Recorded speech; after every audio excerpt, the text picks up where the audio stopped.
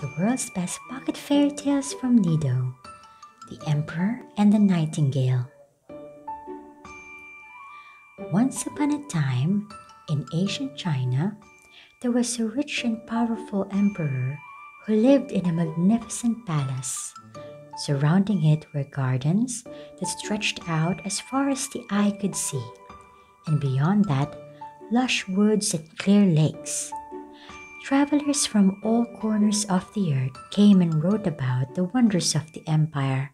But one traveler wrote, "But of all wonders of the empire, the nightingale who sings so gloriously is by far the most wondrous." The emperor had never heard of this nightingale before. "I must hear it sing," he said to his court. The whole court searched high and low for the little bird. At last, they met a kitchen maid who said, "I know where the nightingale lives."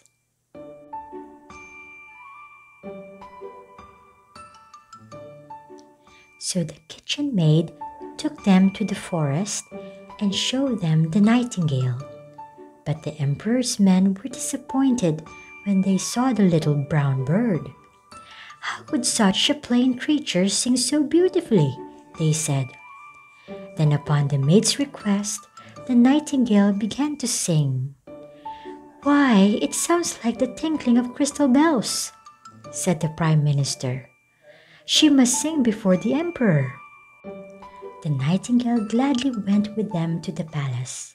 So glorious was her singing that the emperor was moved to tears. He said to the nightingale, "As your reward, you shall wear my golden slippers around your neck." But the nightingale said, "I have seen tears in His Majesty's eyes. That is reward enough for me." From that day on, the nightingale lived in the palace. Then one day, a clockmaker brought a present for the emperor. It was a wind-up nightingale made of silver and covered with rubies and diamonds. The clockmaker told everyone that his nightingale was so much better than the real one. His nightingale could sing the same song 30 times over without getting tired. Besides, the clockmaker said, it is much prettier to look at. Everyone was so busy admiring the jeweled bird that no one noticed the real nightingale fly out of the window. When the emperor found out that the real nightingale had left, he called it an ungrateful bird and forbid it ever to return to his palace.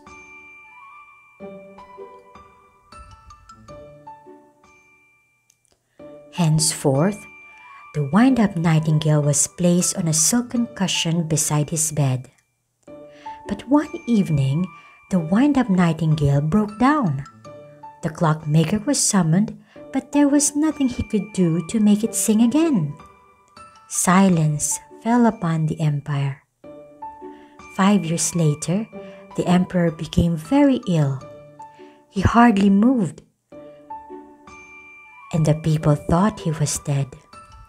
His court left him and went on to the next emperor.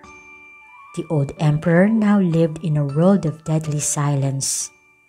Then one day, the emperor heard a glorious burst of song coming from his bedroom window. The real nightingale was back. As she sang, life returned to the emperor's body.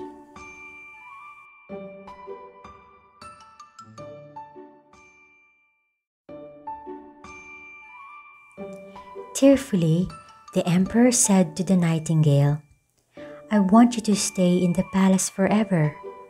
But the nightingale said, "I belong in the woods, not in the palace, but I shall come and sing to you every day. Now sleep and I shall sing to you again." The next day, the emperor got up and greeted his surprised servants with a hearty "Good morning." From then on, the nightingale returned every day, and the emperor lived happily until the end of his days. The story of the emperor and the nightingale tells us not to be impressed by imitations, because only the real thing, like true love, friendship, and loyalty, last. condensed from the original tale of Hans Christian Andersen.